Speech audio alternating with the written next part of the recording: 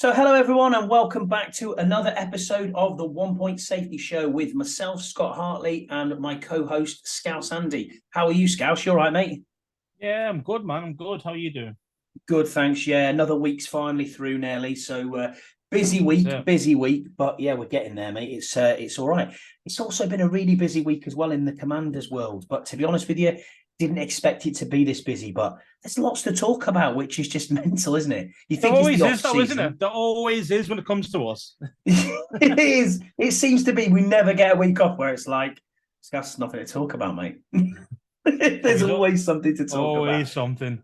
So this week, Always some douchebag trying to do us in. Do you know what I mean? There's always there somebody. always is. There's always that. This Yeah. week we're going to split it up slightly. So this week we're going to start by talking about the off the field stuff. So first of all, the owners' meeting took place on Monday and Tuesday last week. Drunk Jim Irsay came out and started spouting his mouth as always about the sale. We also heard from Roger Goodell as well a little bit, and really there wasn't a lot said. It was a lot of bluff and bluster, and a lot of nothing words were said. You know, they wish Josh Harris the best. They hope that it gets over the line at some point, but nothing new to report there at all. So a little bit of a busted flush, really, more than anything. We knew Yes. earlier on before the week that they weren't going to take votes, and it hadn't got that far. So yeah, a bit of a pointless exercise, Yes. really. That, to be honest. It's a bit a bit frustrating, isn't it? But it is what it is, and let's say as long as it's done before the start of the actual regular season starts, I'm happy with that. Yeah, I am too. And I know this is going to No. take time, especially when you're trying to vet 18 different people. You know, it's going to take its time. And we've just got to be quite patient and hope that this is going to go ahead as soon as we can. Another bit of news then that came out was Brian Davis, who obviously tried to buy the Commanders with his white people's money. White people's money, yeah. He has decided to sue Bank of America following his unsuccessful bid for the Commanders. He obviously sought claims and damages for 500 million. And Billion, bro. Billion. Sorry, no, it was 500 billion. Is that what he went for? I thought it was 500 million. No, that's how stupid he is. No, not how stupid it is. It's 500 billion. Really? Okay. Yeah, Anyway, I'm saying. It's insane. Stupid as hell, Davis, man. Really is. He Absolute claims fucking idiot, bro. He claims that the check was presented and it was never cleared due to it being an international transfer of money. And then weirdly, that has now dropped in the torts court, as it's called, when you're going in for obviously claims for compensation. That's gone down to 999,000, so just shy of 1 million. Right. Yeah, exactly. I mean, honestly, the guy's a jester, mate. Honest to God. Absolute joke. Thank God he got nowhere near this franchise. But yeah, that's still stuff that we have to talk about.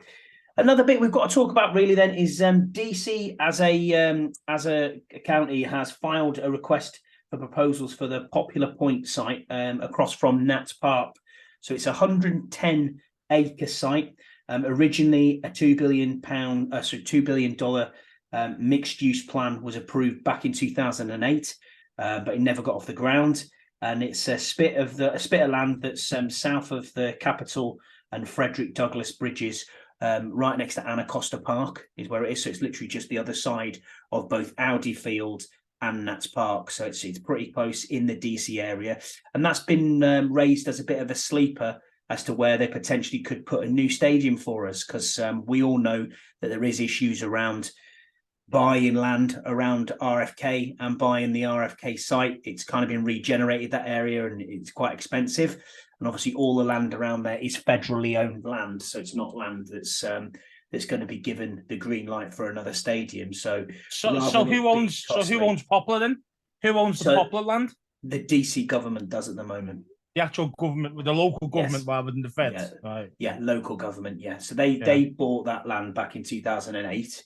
Yeah, for $2 billion. For $2 billion, yeah. But what's it going to cost now then? I don't know. That's going to cost more than that.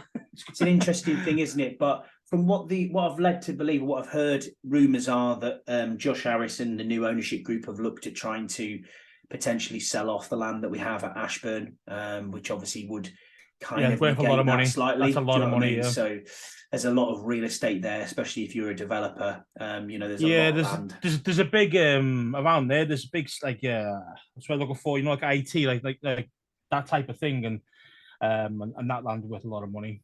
Ashburn really is. Yeah, I agree. So that might negate the cost of, obviously, if we were to buy this land. Now, some people have put pictures up on Twitter. Some people have tried to trace out the size of RFK and the size of FedEx Field and said you can't really fit it in. You probably could fit it in something maybe a little bit smaller than than FedEx Field, but it doesn't mean that you can't drill down.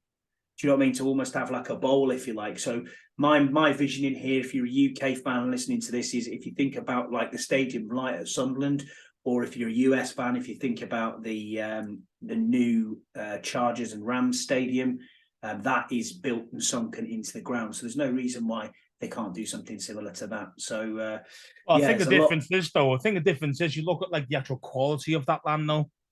That poplar is right next, as you say, right next to the sea, isn't it? It is right next to the Potomac. It's right next to the Potomac, yeah. So it might be quite hard to dig down there. Do you know what I mean? Yeah, I'm just saying, might cost a lot more to make that happen and make it safe. But yeah, because Everton are trying to do something like that with the Albert Dock and Liverpool, and it's just costing an absolute arm and a leg to even just get the actual foundations right there. So it could definitely make a big time, excess of money. It could be a money pit, as they call it, for cars, when you get like the car that depreciates, it's not worth anything, but you still keep buying the parts. It's the same type of thing for this, you can, oh no, another bill. And I think that would be the problem, But yeah, I mean, it doesn't have to sink down. I mean, I don't understand why I couldn't fit it. It's got is it 110 acres? I think that's plenty I think it's plenty space for all of it, even if you didn't have to dig down. To be fair, let's face it, 80,000, 90,000 like we originally had at FedEx. Realistically, are we going to get that every week? No. Probably not, unless we are a genuine winning team. That we are a contender like the Chiefs are every year or something like that. Then, yeah, okay, we'll probably sell it out every week. But in general, I think 60, 65 is probably about the... Yeah, I was thinking around 70. Us, you know what I mean? Thereabouts, about 70 is what I was probably thinking would be about right with that. Yeah. Interesting, certainly an interesting area, because it's the first time that we've kind of looked at anything that's in DC that apart from RFK. But I just think RFK is going to be a non-starter, unfortunately. I mean, they've tried for how many years, and I just don't think this is going to get any easier for anybody. I think it's just hope, isn't it? It's hope that we want it back there. We want to relive the glory days, and that's what it was.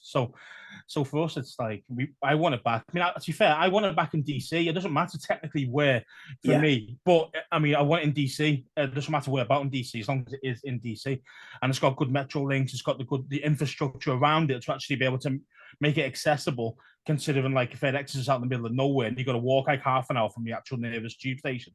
So that's shit. Do you know what I mean? Like, and the parking's obviously shocking.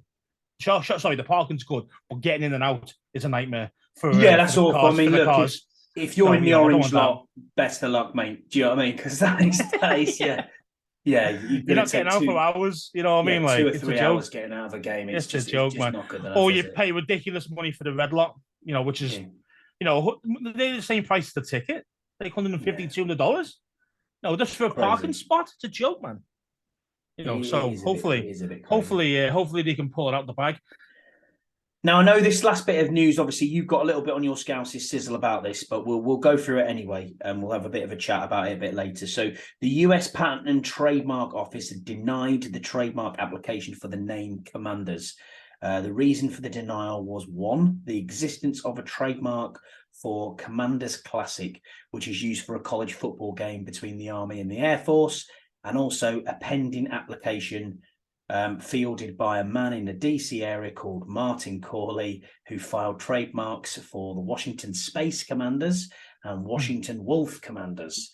So this is that guy again who we knew about when we were changing the name initially, that talked about that he had all these ideas, all of this merchandise that he'd made, all of these names that he trademarked, and we're in this boat again where unfortunately the patent office is saying you cannot trade as the Commanders. Now this fuels fire to the rumours of rebranding, to the rumours of not using Commanders, to go into something else. I mean, in my opinion, this is just my opinion, and I'll put it out there, I do not want the name changed again. We're here now. We'll just get on with it now. I don't think it doesn't matter what we're called. the history, the legacy is always going to be there. I know it does feel sometimes like we are an expansion team now and we've gone away from what we had before.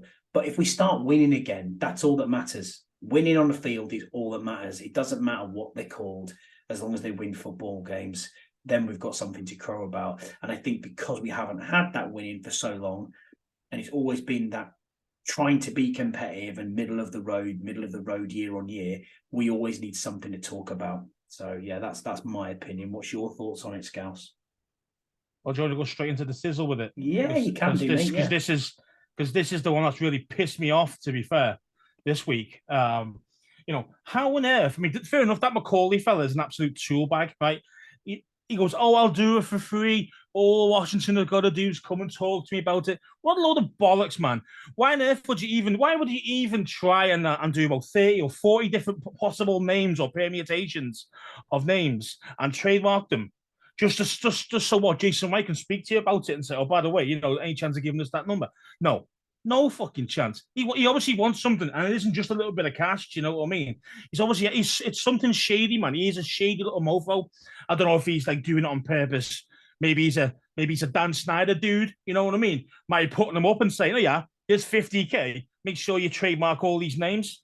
You just don't know, do you? I mean, it's a conspiracy theory, sure, but the thing is, you don't know who this guy is. This guy's just some dude off the street, and he's there holding us to ransom. Nah, there's something shady going on here, and I think, to be fair, I think what we should do is just fuck all them off, fuck him off, and go for something like the Washington Natives and bring back the emblem. Now that'd be really nice. It's a nice name. I don't know if that dude has actually trademarked that one as well. I don't know, but I think that'd be the best way to go about it. Because I'd like the Natives. I think it's a really nice one. But the thing is, as well, it's like this is a big. If when they did the rebrand, it took them 2 years to come up with the Commanders. So you think when they're in that 2 year time spell that they've actually gone and researched it and thought, well, you know what, this could definitely be trademarked and be safe. Surely, I mean, that's just pure incompetence if you've not done that. So that's on Jay Wright and his boys. Do you know what I mean? His business lads and Dan Snyder and everybody else. And again, another stupidity. Another thing on that, Scouse, is the whole reason apparently behind the Red Wolves saga was that was trademarked, and that we would never get it through trademark law. So if that's the case, why can't we get Commanders through there? Now, another interesting point here that fuels the fire a little bit between this rebrand and about potential rebrand is Matthew Paris, obviously from Washington Times. Fair play to him. He got this tweet out. He had a tweet out with the US trademark has been issued for the Washington football team for clothing, branding from Pro Football Inc. in Maryland Corporation, which is who owns the team. And that was filed and accepted on the 23rd of May, 2023, 2 days ago. Oh, okay. Well, that's interesting. So obviously it looks like we're going back to the football team then, doesn't it? If that's been accepted. That's what it looks like. But isn't it so stupid though? So this is obviously going to be another placeholder type of name, isn't it? Yep, we're going to go back to the football team because obviously if this dickhead Mccaulay won't let us actually use Commanders anymore without his buddy specific, whatever bung that he wants, and we're not going to give it to him, then we're going to go back to the football team, and then we might just keep it as that or change the football club. Yeah, I'd like that. Yeah. Just leave it like that. I mean, for us dudes, I got used to it. I got used to it. Yeah. Yeah, I got used to it. We're used to it as English anyway, aren't we? Do you know what I mean? Like the football clubs and all that for our soccer teams. But it's just like it's just a lot of shady shit going on here that's trying to make the new guys look bad as well, not just the Dan Snyder guy going and all his boys. It's trying to make Jason Wright look bad and all the other dudes that we've not actually done this properly. Where's the due diligence if you've spent 2 years on this name, possible rebranding, and all the money that actually costs to actually redo a rebrand, all the clothes and everything else you've got to change, and that costs a hell of a lot of dollar. And these guys are stupid. And these guys are stupid to go, oh, you know what? Oh, this guy might be able to stop us in a few years, because he has what is it? I can't remember, Space Commanders or some stupid name. Space Commanders, yeah. So let me go back to something else. Washington Space Commanders and Washington Wolf Commanders. You see what I mean? Like, so to be fair, how was that even even allowed to be trademarked? It's not even the same name. So Washington Commanders, and they're like the Washington Wolf Commanders or whatever, the Space Commanders. It's a load of shit, man. Like, something's going on here. Something's going on in the background to try and shaft the new owner. And I think Dan's got something to do with it, man, because he is not going to let this. He is not going to let this fuck. He's going to walk out at the door and everything's going to be everything's hunky dory. He's going to try and fuck us for probably years coming down the line, man. Do you know what, Scouse? I absolutely love your conspiracy theories. It's all Dan Snyder's fault. Everything right now is his door. Give it a couple of years. Benchmark this show 2 or 3 years from now, and we'll find out. And I'll say, yeah, my conspiracy theories are right, bro. That's what I'm saying. So we'll go on to on the field news then. So lots happened on the field as well this week. So August the 15th and August the 16th, we have joint practice with the Ravens at the Ravens practice facility for 2 days.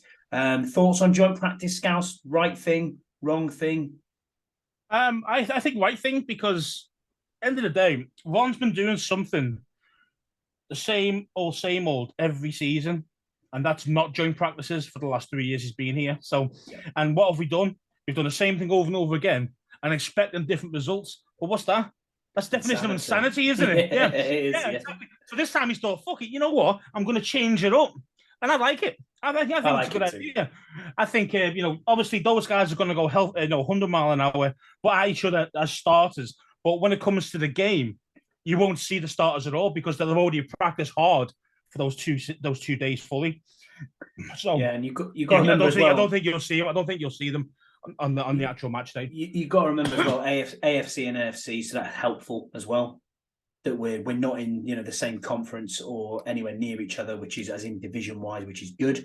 So just up the Beltway, no travel time at all. Happy days. Yeah, true, I'm quite comfortable with that. If you said, "Oh, we're going to Buffalo and we're going to play the Bills," I'd be a bit like, okay, then maybe that's the connotations because you have to move the team, you have to move everything around the team, you have to move all of the equipment, and it just becomes a logistical nightmare. So going 30 minutes up the road, I'm quite comfortable with that. Do you know what I mean? I've got no issues with that, and I think it's a good thing. I really do.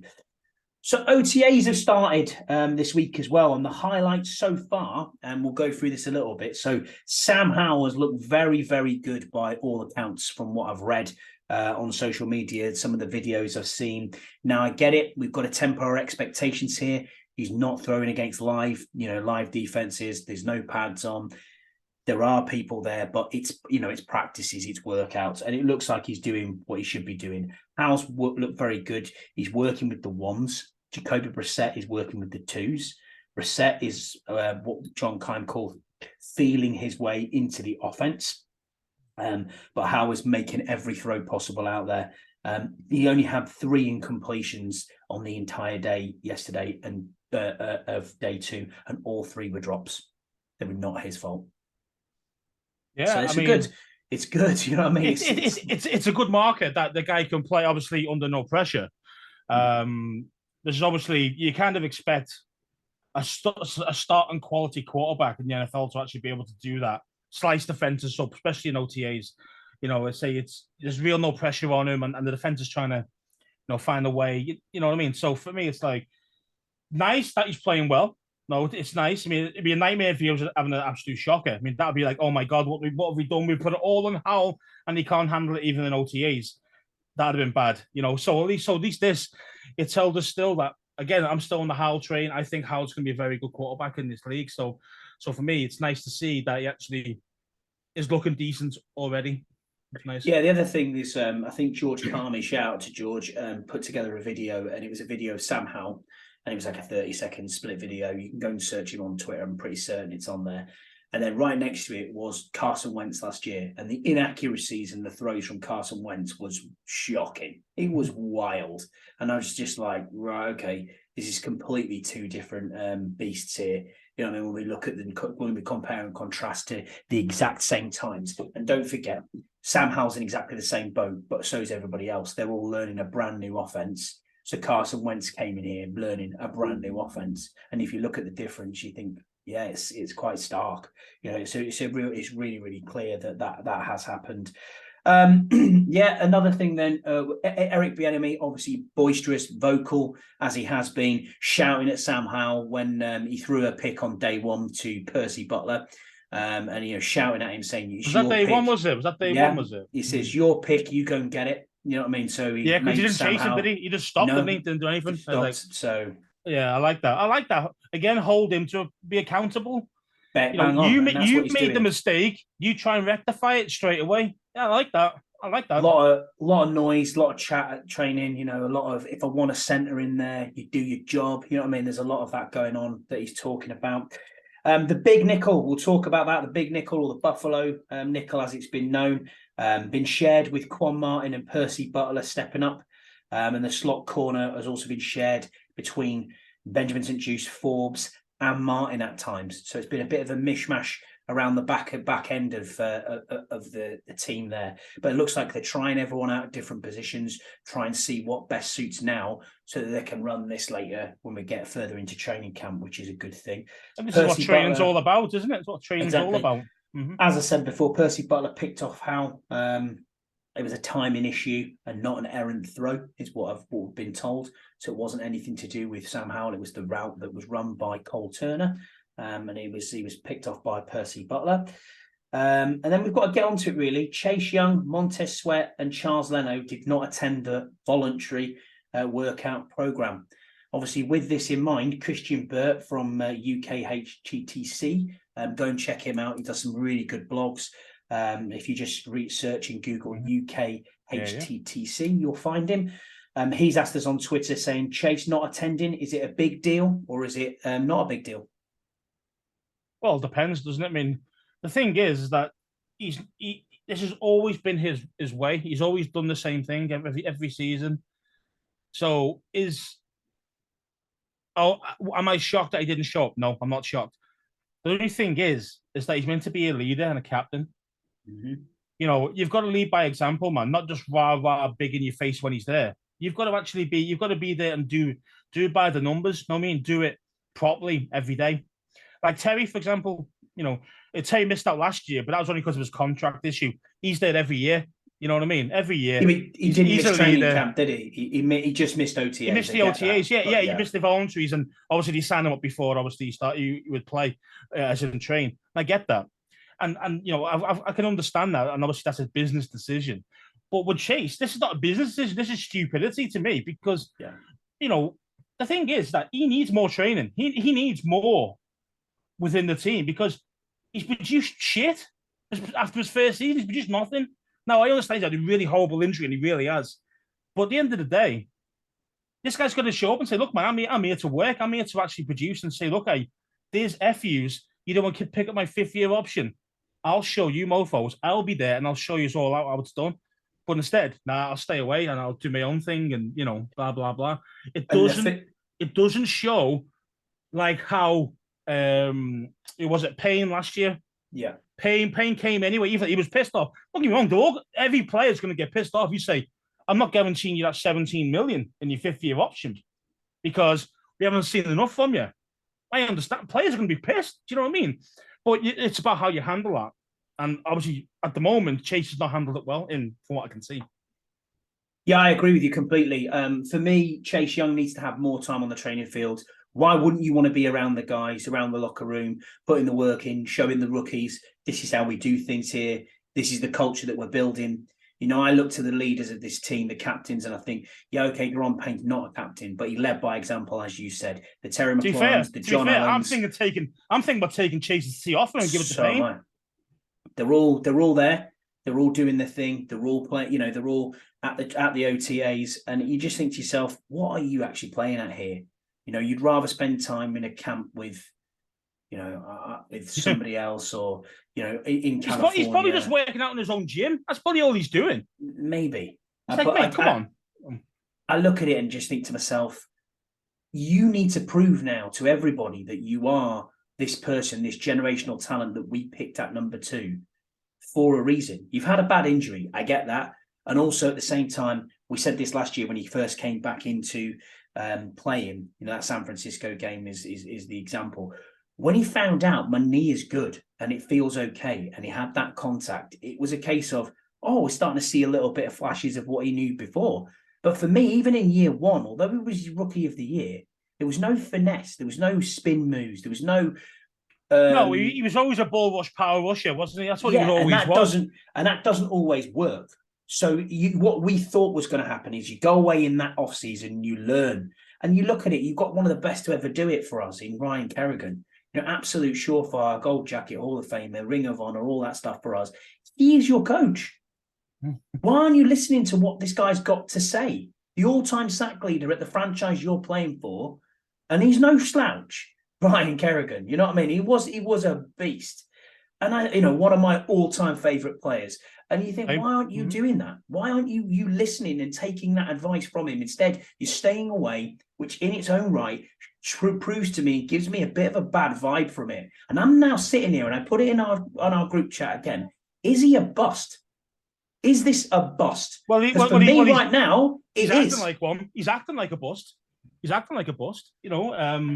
I'm not going to regret it and sit back and think, we could have had Justin Herbert, because you don't know that. You don't know how that's going to work out. And the thing is, as well, Justin Herbert at that point was in a gimmick offense, and you're thinking, is this guy got what it takes? You know what I mean? So I get why we didn't even think about him at 2. I understand, It was always the top 2 were always locked in, weren't they? You were never going to get away from conversation. Yeah, there's no conversation. And the thing is, though, with pass rushes in the college game, this is what you normally see. You don't see many guys that have a real plan.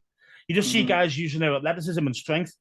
And that's what Chase did. And that's why he destroyed most of them, because he was that athletic. He was that strong, But as you say, he doesn't have spin moves. He doesn't set guys up in ways to make sure he gets to the quarterback next time.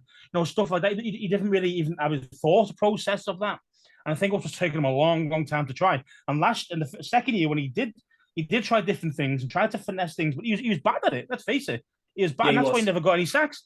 That's why he never got any sacks until like week 10, and then blew his knee, and that was it. So, I just don't know really with Chase. I mean, I say you really want to bank on that number 2 being like the actual mainstay and the stud guy that you've got. But yeah, man, it's difficult at the moment. I mean, he's not doing himself any favors, put that way. And I think it's funny as well, because I caught the end of an interview with Jonathan Allen, who spoke out about the absence of Chase Young, saying expectations just lead to disappointment. That was one of his quotes.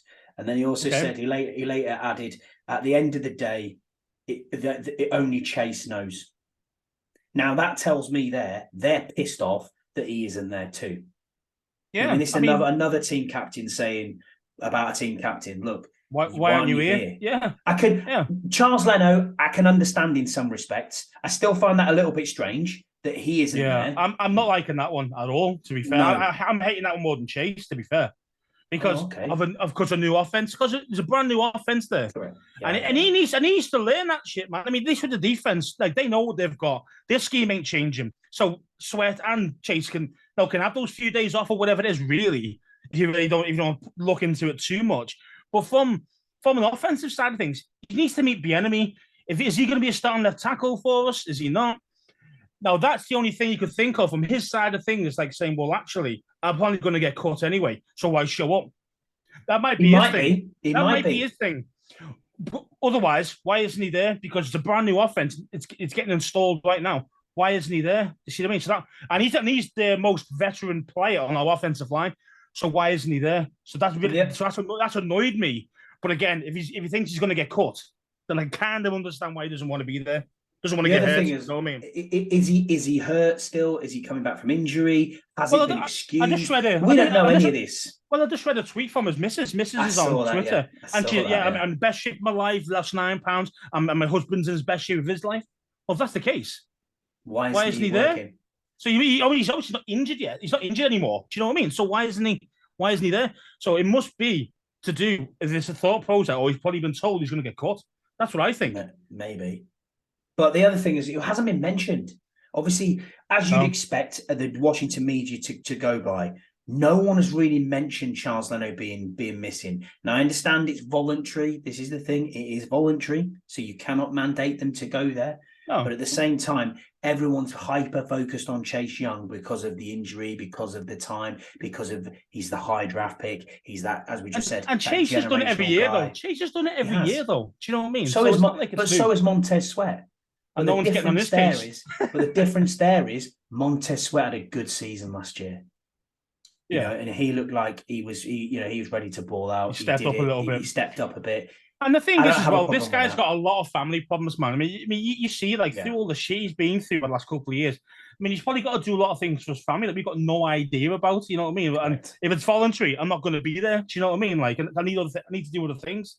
You know, and I could probably get that. I can understand. You know, but no, he had his jaw broke last year as well. Do you know what I mean? Like Yeah, this guy's had like loads his of problems, brother man. died. Do you know what I mean? And you Yeah, just think, good yeah, and God, there's you know, another there's thing a as lot well going happened on. as well. I can't remember what it was early on in the year. It's really, Mhm. he's just really bad luck with family and friends, and obviously he must have a few rough guys. You know what I mean? He's probably come from a rough area or whatever, but you know, it's I can understand. I can understand if there's genuine issues. It's like the rookie, wasn't it? Was it Quan Martin?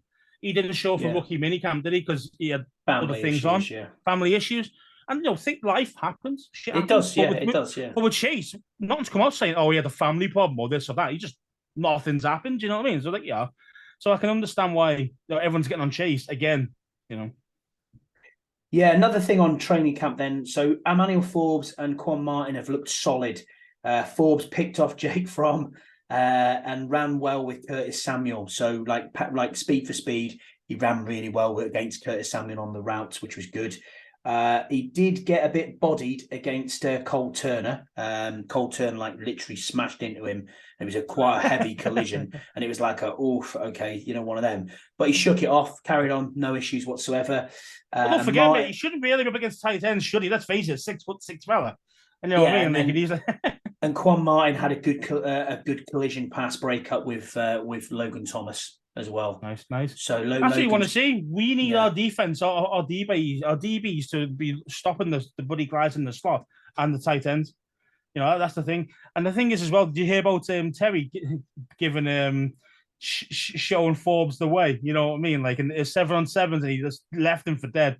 This I can't remember what move it was, but absolutely killed him. And it was just like, you know, welcome to the big leagues, boy. Yeah, this is what you do in the pros. Receiver here, bro. Yeah. You know, yeah. this is how it's going to be. That's why I think he's going to be class, because he's going to play against these guys every week. You know what I mean? Every day, nearly. Look, if you're iron sharpens iron, as they say, don't exactly. they? So you're playing against, you know, the likes of Jahan Dotson, your Terry McLaurin, your Curtis Samuels, even De'Ami Brown's a decent receiver. You know what I mean? You think to yourself, well, okay, we've got weapons, man, and we've got a QB who can throw it there, can deliver it. So exactly that. You know, exactly so it's only going to make him better as long as he doesn't get hurt. You know, I mean that's it, and it's and he's going to be class for us, man. He really will. I mean, yeah, you know, DBs are meant to get burned.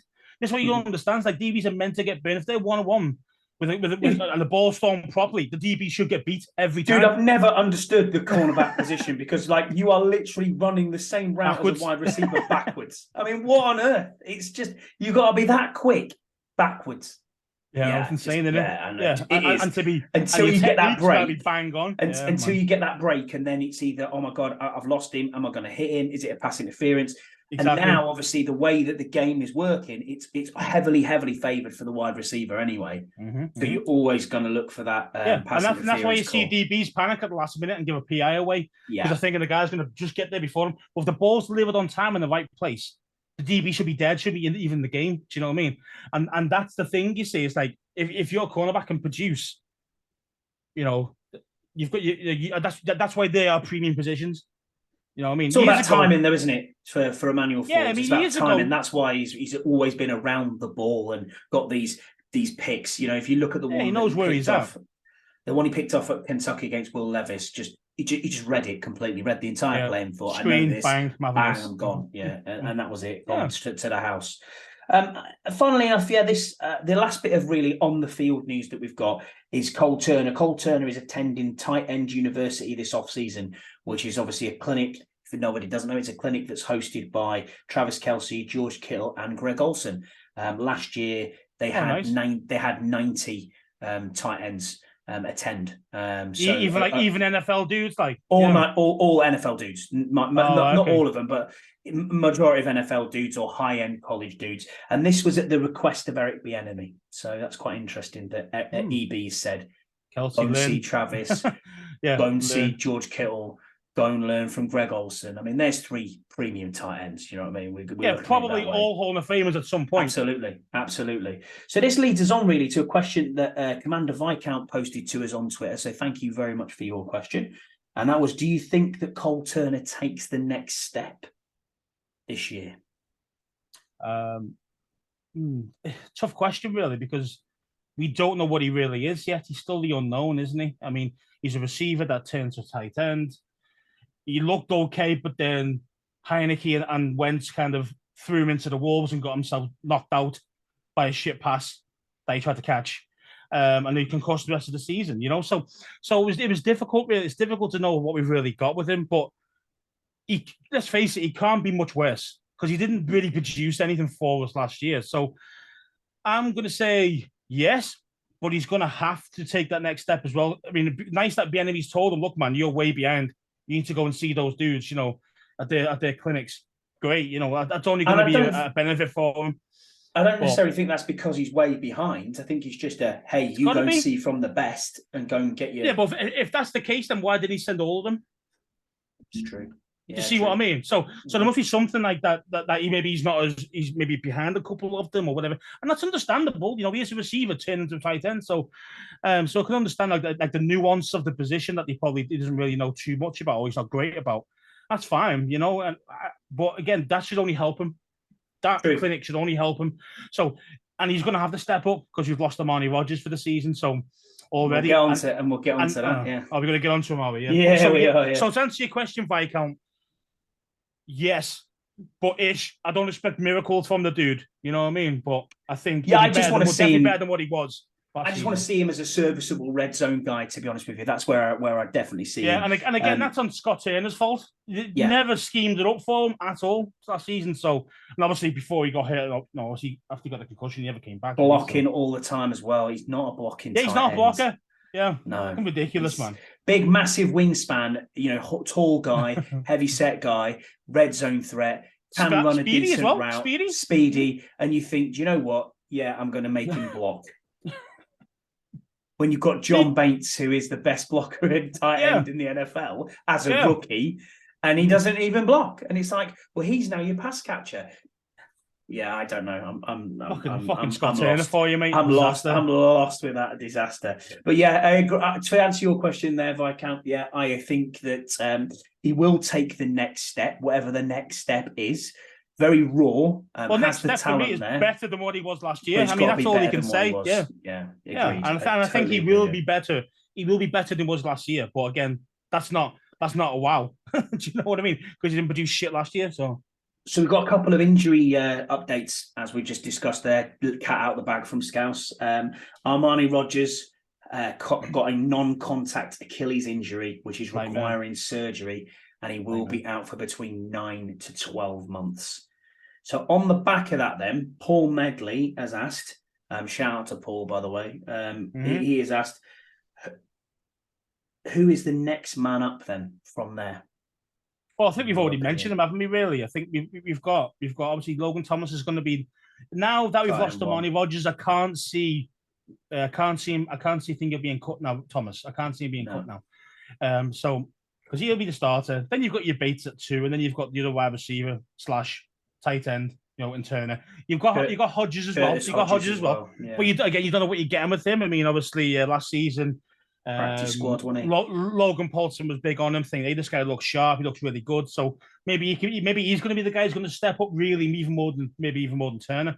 But at the moment, it's still the status quo. It's still the status quo. There's no changes to it. The only difference is that Rodgers has probably gone from tight end 3 to out, and Hodges comes up to tight end 3 or 4. 3, yeah. And on the back of that then as well, Christian Burt again has asked another question, basically saying, did we make a mistake by not drafting a tight end?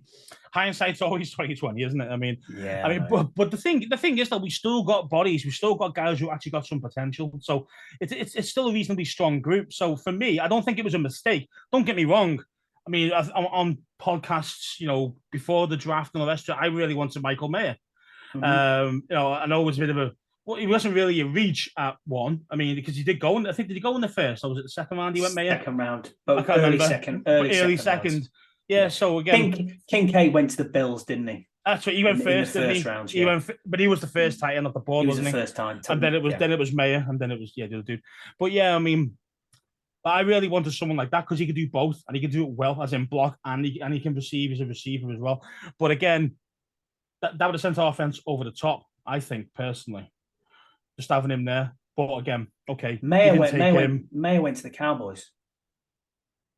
Did he go to the Cowboys? Michael Mayer? I think so, yeah. Oh, please don't say that, mate. I'm pretty certain he did. I'm pretty certain he'll tear us up, man, if he plays for them. Second round, as far as I'm aware. I'm going to Google have a search of it. But yeah, Christian, to answer your question, I don't think that we made a mistake in a tight end. As Scouse said there, hindsight's always good. 2020. I was really high. No, he went to the Raiders. Was it the Raiders? Oh, sorry, mate. My apologies. Yeah. I'm sure they got Shoemaker, didn't they? It was Shoemaker. Why am I thinking? I knew they got a tight end. I was just thinking, dang. But yeah, that's fine because Shoemaker's only average. I mean, that guy would have been a different level. He'd have been like better, even better than Dalton. You know, Dalton Kincaid. Yeah.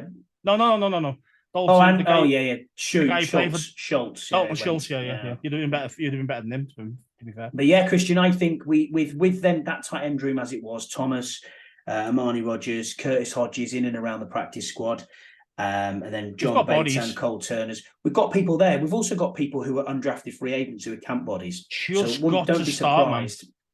Don't be surprised if one of them steps up as well. Maybe they've just got to step up. You know, Thomas needs to be back to the guy 2-3 years ago. You know what I mean? Rather than the guy we got last year. I understand the blown ACL and took him a while to get back. This year he's got to step up, man. He's got to be a true leader like he used to be, and produce. And if he does, then we won't be too bothered about the other guys because it'll be Thomas starting most of the time. So so it won't be a problem unless Thomas doesn't produce. See what I mean? So then you're hoping that Turner can produce or Hodges can produce for you because Bates is not a production guy like that. He's a blocker. No. You know, you can catch it a little bit. You know what I mean? You catch it a little bit. He's not a great receiver. The other guys are a lot more receiver style. So if Thomas doesn't show up, you're really relying on Turner, and then you're thinking, shit. Now we're thinking, the levels drop there from the Thomas to the Turner, if that makes sense. So that's when you start to worry. But hopefully Thomas is back to A1 tip-top shape, and then we'll be fine anyway. The only other bit of injury news we've got here is Jamin Davis is in a minor cleanup procedure on his knee earlier in the off-season. It took place, and he's only participating at the moment through walkthroughs. He is at OTAs, but he's just doing the walkthroughs. It's not expected to be any sort of long-term issue, and he'll apparently be ready to go midway through training camp. So no issues from me for that. Yeah. If you're having a little scope, as we said before, maybe a bit of cartilage removal, a bit of a clean-up. Yeah, not really issue. Do you know what I mean? Yeah, it's normally a 6 to 8 week thing back before you start getting back into sprinting. So, you know, it's he'd be well ready before the season. Way ready. So we've got a bit of player news as well, Scouse. So we've signed 2 players to the active roster. Farrod Gardner, linebacker, who was most recently with the DC Defenders in the XFL. As you pointed out before we started recording, he has had a previous stint with us in 2022, and on final roster day cuts, he was cut from our training camp team. He spent last training camp in 2022 with us. 4-year college starter with the Louisiana Raging Cajuns. So here's an interesting one. Can you name the 2 other Raging Cajuns that are on our current roster? Well, I know Percy Butler's one. Yeah, nailed it. Yeah. Is there anybody else? You said there's 2 more. Isn't this guy? There's one more off there. Yeah. Raging Cajun. Ooh. Do you want a clue? Yeah. He's in position. Last draft pick this year. Oh, Jones. Andre Jones. Andre Jones. Yeah, he was from Raging Cajuns. And the only other connection to Louisiana that we've had was Brian Mitchell was drafted in 1990 from Louisiana as well. So yeah, there's your Raging Cajuns that have played for us in the past. He played all the games for in the XFL this year for the DC Defenders, all 10 games. Comes in as a bit of a camp body, see how it goes. And because of this, to make this move, because we were already at the full 90-man roster, we have released Nathan Jerry or Gary. I don't know how you pronounce his that guy surname. Again. Mm-hmm. I didn't even he's on the squad, man. Nathan Gary. God. He's been more cut than Edward Scissorhands. Honestly, that lad. Anyway, next one we've got is Jared Jones-Smith, who's an offensive tackle, mainly a right tackle, has played left tackle in the past, former Pittsburgh College undrafted free agent in 2018. He has spent time bouncing around Texans, Dolphins, 49ers, Raiders, and the Ravens. So, I mean, surely he's a camp body, surely. Yeah, he is. Yeah, started 3 games with the Raiders in 2020. And he started 1 game with the Ravens in 2021. And most recently, he's been playing with the St. Louis Battlehawks in the XFL. And he was named to the XFL All-Star team at right tackle, played all 10 games and was voted the best offensive lineman in the XFL this year. Whether that's up to much or not, I don't know. But again, it isn't the NFL though, is it? Do you know what I mean? So a lot of upside on this guy, a lot of high upside, but a very low floor as well. Do you know what I mean? Yeah. I mean, don't get me wrong. Left tackle could be up for grabs in our team, and I mean, I can't see him taking on Wiley if he is going to be the right tackle, purely because we bought him. He's EB's boy as well. I just can't see this guy overtaking him as the starter. Okay, but if he's anything that's half decent and better than what we've got, which, let's face it, we don't have a lot of true depth in the tackles area, really. I mean, you got Lucas, but again, I think he's old. I think he's not that good. Let's face it. He's serviceable. He's not great. Braden Daniels, we don't know what he's going to be. We don't know what he's going to be yet. No, and I think they're going to try him at left tackle. But obviously at the moment he doesn't really look the size. But yeah, I mean, that's the only guy I'm intrigued about. Really, is this guy got what it takes? Because that guy you just said there, best in the XFL, but played right tackle. I mean, you can throw him. It's a big difference being right tackle in the XFL and going to the left tackle. We've not played for probably a few years. Yeah, well, that's it. Back to the NFL level. It's a big difference, man. Started 3 games, as I said, for the Raiders at left tackle. So that is, I mean, I know it's 2020, COVID year and all that. That's 3 years ago, Exactly. You don't know what he's like. And how old is he? How old is he? Do you know? No idea. No, obviously, the 2018 draft pick. So he's going to be about 27, I think, probably thereabouts.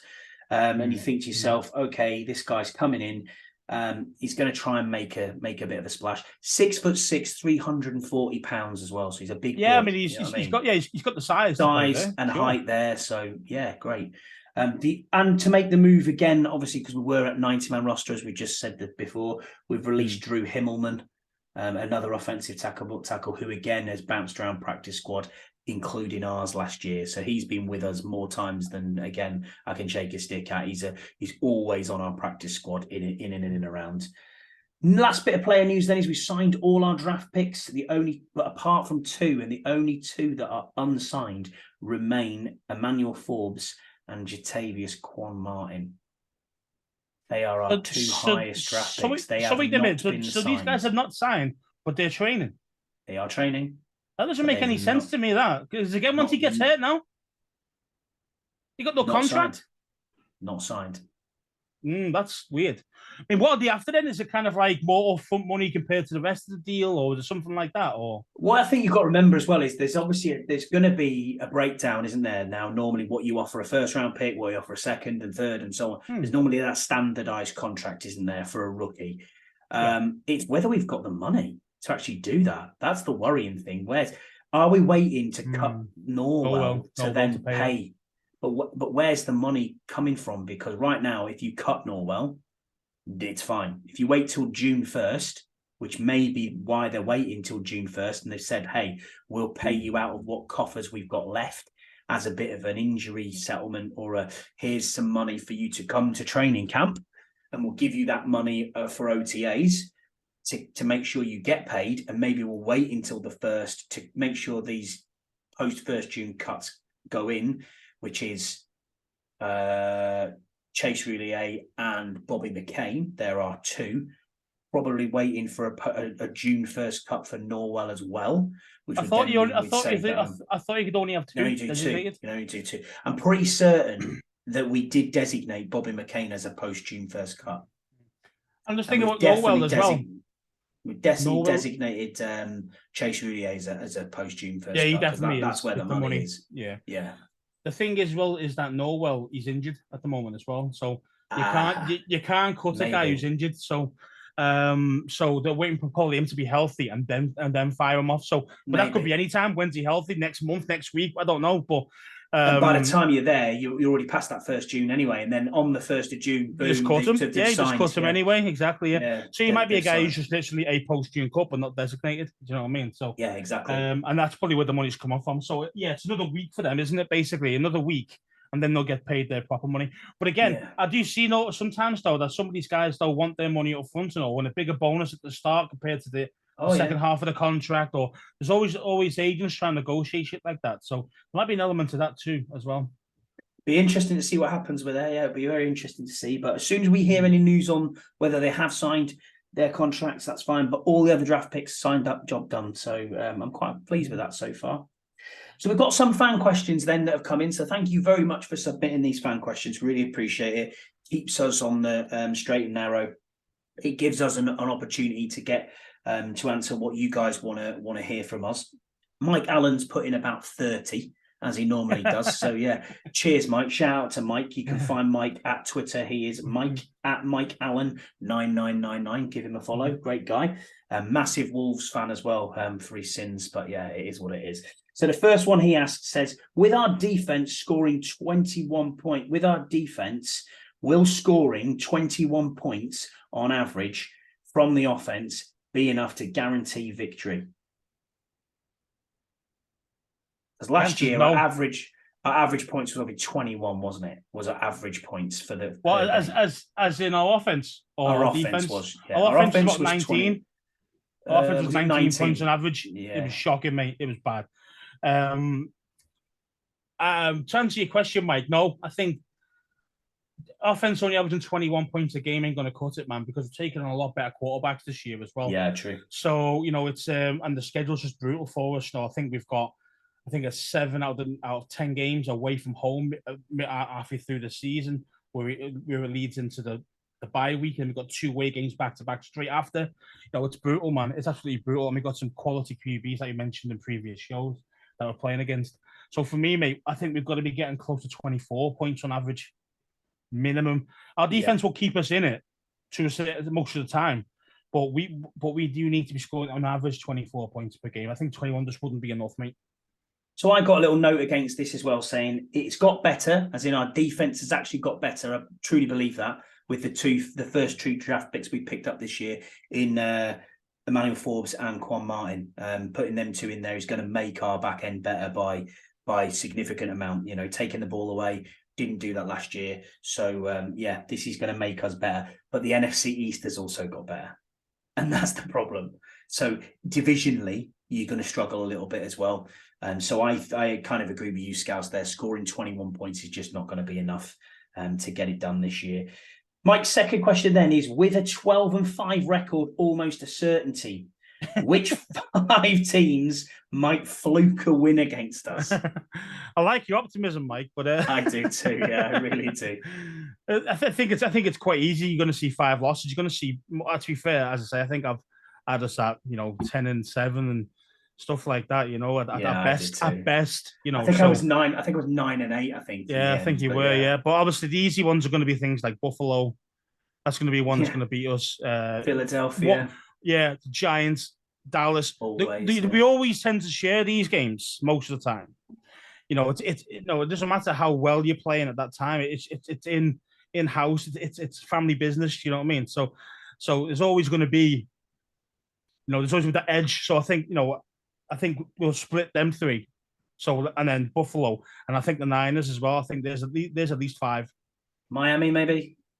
Tough maybe, but I think, we are at home. I think we've got a better chance because we are at home against them. But again, for me, if you're going to pick 5 out of the bag straight away, it's probably those 5 that I just mentioned.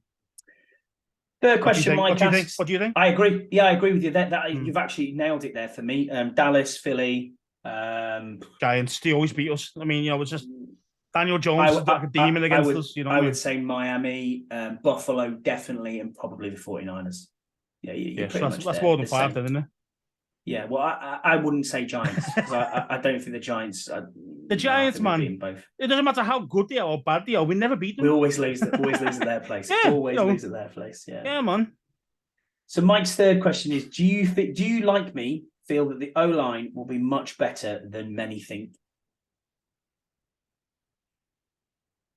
I am optimistic about it. I'm You're our optimistic. resident big man. Yeah, looking yeah. at the O-line. I am optimistic. I am. I think it will be better. I do think it'll be better than what people say it's going to be. Okay. I think we've got some good players there that people don't really truly rate or understand. This guy is Wiley. Okay, yeah, you can look at his tape and there's some bits that's like, oh my god, he's got blown up there by one of the pass rushes. But don't forget though, in the Super Bowl when it really mattered, He zero was sacks, unbelievable. and he rinsed. Who did he rinse? Who's the guy who was chasing after him? It was the Philly dudes, who the Philly pass rushers. And then and it gives with an R, doesn't it? There was a guy who came through this year after one season. There's about 2 or 3 really, really good pass rushers for the Eagles anyway, and there was 0 sacks on Mahomes. So again, for me, I've got to be buoyed by that and say, hey, he played big time in a big time game. So for me, he's a baller. So then you look at the other guys coming through there on the other side. So you still got your Cosme. I think Cosme will play right guard. And again, he's solid. I mean, as long as he doesn't get injured and he stop messing them around by changing positions all the time, in and out the game, just play in one position and play him there. He will get better and he'll be a very good player for us. Center is an interesting one because Nick Gates, you said he's coming here as a center. And when you watch some of the film when he came back on his bad injury, and there was a bad injury, he had like 6 or 7 surgeries on that leg, which it was against us, unfortunately, at FedEx. He was balling out. And also, he, when like players leave a team, and you always read the fans' reactions of like, thank God they hated him going. They hated him going. They were devastated he left. So and that tells you something because their offensive line wasn't very good. So we think about it thinking, shit, we've lost him, and they probably hated their whole line. But besides 2 guys was Nick Gates and Thomas on the left tackle. Yeah, that's right. Everybody else is a waste of time. And so they were devastated when he left, especially coming to us as well, in division rival. So they're really upset. So that tells me that this guy's a very good player and a very good person to have around your team. So he's probably going to start. But then you've also got Stromberg there as well, who was the LSEC All-Pro superstar center last year. And learns very quickly from his mistakes and what you see. So we've got some good depth at center. So again, and don't forget the other guy who's injury prone, but he's there. Tyler Larson. Yeah. We've got solid centers.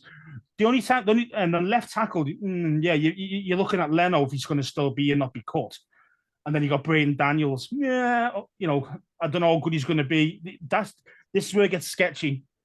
It's on the left side of the line, really. It's the most important bit as well. Yeah, your left side and your left guard. I mean, what you even might do is because being like that, Cosme is. He played a lot of left tackle in college, didn't he, Cosme, as well? Mm-hmm.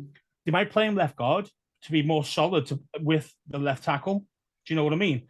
And bring in, say, a Paul to play right guard or Daniels Charles to play right. Daniels if he can't cut it as a left tackle. Left side. Do you know what I mean? So they might mess around with it a little bit there. I mean, I know in training camp at the moment it's Sadiq at left guard and Daniels at left tackle, but it's just kind of like it's interesting. But I do think that they'll step up, and I do think that they'll I think they will produce. I think they'll produce, and because you've got a better quarterback there as well, who will use his legs, who's used to not having an offensive line. Don't forget that.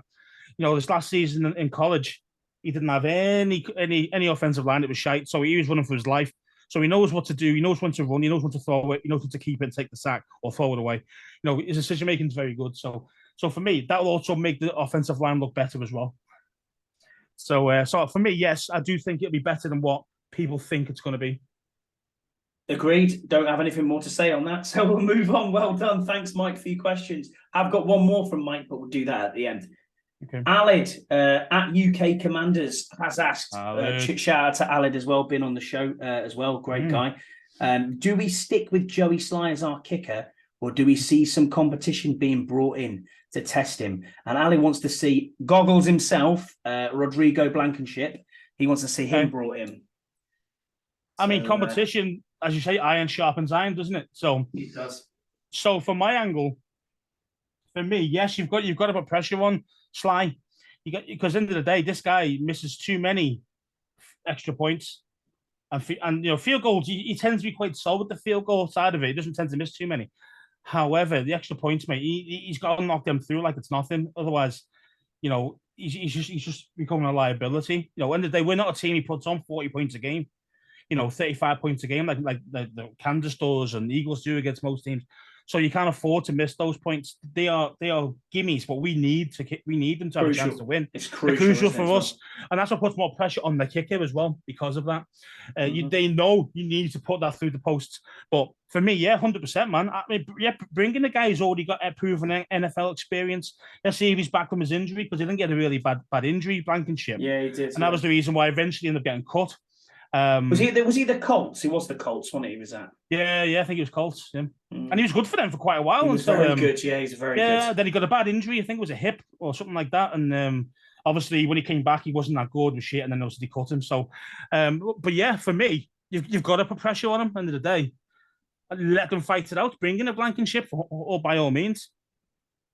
So next one then is from Kyle Ronick, the Podfather. Shout out to Kyle again. Podfather.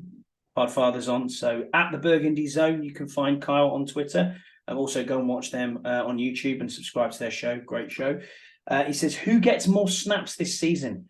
Chris Rodriguez or Braden Daniels? Ooh. That's a good question. It's a toughie, this, isn't it? This is a toughie. Yeah, good question, Carl. Well, we've just talked about it there. Yeah, we could go so many different ways with Daniels. Maybe Carl's sniffing the same way we are. Is he thinking because Leno's not at training camp? Yeah, maybe he's caught and is Daniels going to start or they're going to bring in someone else? You know what I mean? You don't know. Don't know. But when these post-June cuts happen, like we got Leno from that way as well. So those things can happen again. But yeah, man, that's a tough one. But for me, if it stays the way it is, I think Rodriguez gets more because he is a back at the end of the day, and they're going to offer him. They're going to give him the snaps. They're going to get when B-Rob needs a rest and he still need the bruiser. They're going to give it to Rodriguez to start steam through them. So from that angle, I'd say Rodriguez at this moment. If Leno gets caught, then obviously that changes everything. And I think changes the game. I think Daniels then probably takes a lot more snaps at that point. Couldn't agree more with you. I think Chris Rodriguez gets more snaps this year if it stays the way it stays at the moment with the current roster. As you said, imagine being in the position that you are when Brian Robinson's been carving it up, needs a rest, you're in the third quarter, the defense is tired, and what have you got? Another absolute bruising back to come in, smash through again, downhill running. Yes, Chris Rodriguez is going to get more snaps than Braden Daniels. Smash mouth football, baby. Smash mouth football. Correct. Andy Burrows, Washington, UK fan, also The Bunker. You are on his show, so go and listen to The Bunker, subscribe to that, and follow Andy on Twitter. He says, does Mike Reed come out to play on Friday when we hit week 1 in DC? Well, that's pretty easy, that one, Burrows. We all know this one. It's a no-go, isn't it? He's not going to show up. I got faith in him. I got faith in Reed. Man. He's going to be there. He's going to be there. He won't be there. He won't be there. He'll say he will, and then all of a sudden his phone will go off, or he'll lose his phone, or something like that. He can't get through to him. His cat's dog's died. So yeah. No, the wind's blowing. I'm not coming out tonight, lads. Sorry. Shout out to Mike Reed. You're going to be there. I've got faith in you. You're going to be you won't there. show. Prove me wrong, Reed. Prove me wrong. So we'll finish the show then with this last question from Mike Allen. It's a corker, actually, to be fair. It says one has to go. Carlisle United, Liverpool, Newcastle Falcons, or the Commanders.